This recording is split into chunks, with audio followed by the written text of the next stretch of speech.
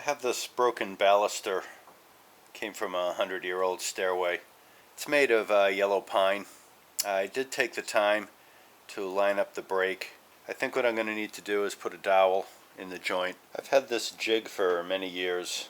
I cut a piece square, 1 7/8, drilled a hole more or less in the middle. My idea is that I will use this jig and I'll line up the two pieces, and I will drill this hole going in this way. And while leaving the jig like this, I'll drill this hole going in this way. Two business cards up against the jig on either side of the baluster seem to hold it more or less centered.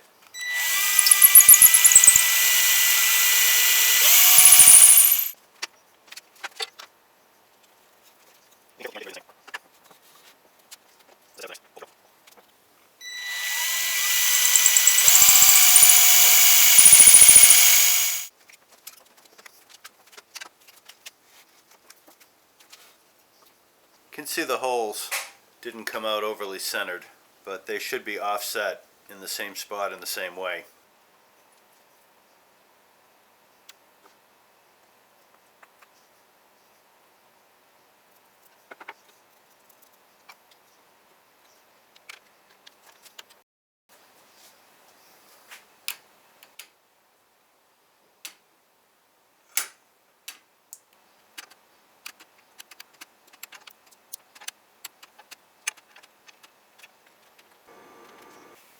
Here's the repaired baluster. It seems fairly strong. I don't want to flex it too much. I'm sure I could break it if I wanted to.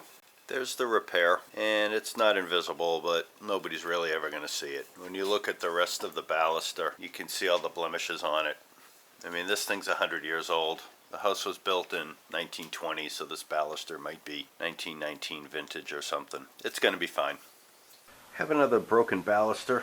This one was cracked, and I had to break it to get it all the way out. And I discovered that this had been repaired before me, not by me. This piece sits right about here, and if you look in there you can see it looks as though whoever drilled the hole for the dowel didn't have very good aim. I can sympathize. I'm not sure what kind of glue was used in here. It might have been a polyurethane. It looks a little like a sponge, open pore type of thing. Also very dusty in here too, and I'm not sure what caused that.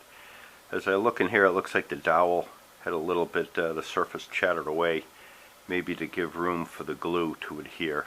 And I think what I'm going to do is glue these two pieces together. I'm going to use an epoxy to fill the gaps. I'm thinking I might tint it. I have a little container here. This is dust from when I sand mahogany, and I have another one when I sand maple. So I have red and I have white. If I can only get some blue, I'd have the full set. And that will sit like that. And I have a couple 1/4-inch pieces of PVC that if they sit about right here, allow these pieces to line up, which looks to be just about right.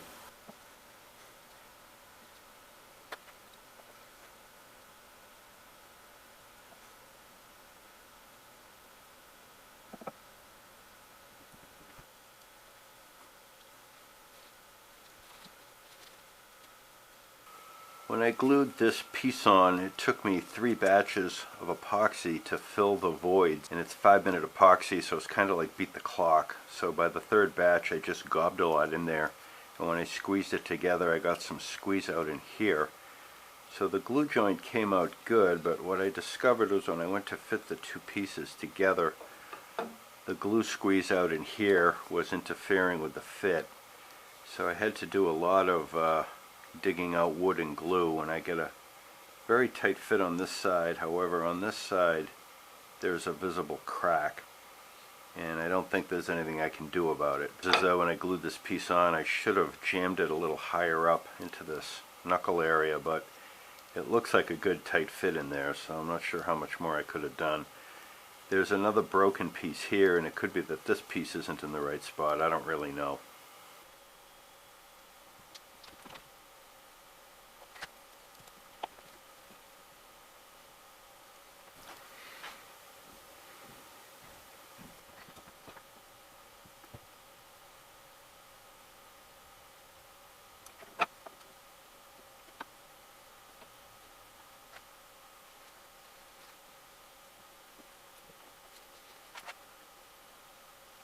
Here it is all glued up.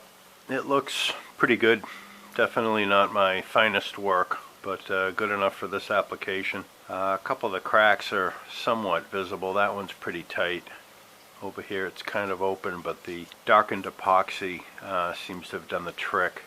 The good news about this particular baluster is it's not very visible. It's going up the stairway on the left, and when you're on that particular part of the stairs, you're focused either on the stairs or the handrail, you know, really looking at the balusters, and you can't really see the baluster very well from the floor. Well, I hope you appreciate this video. If you did, you could do me a favor by hitting the like button. Well, that's all I have for now. Thanks again.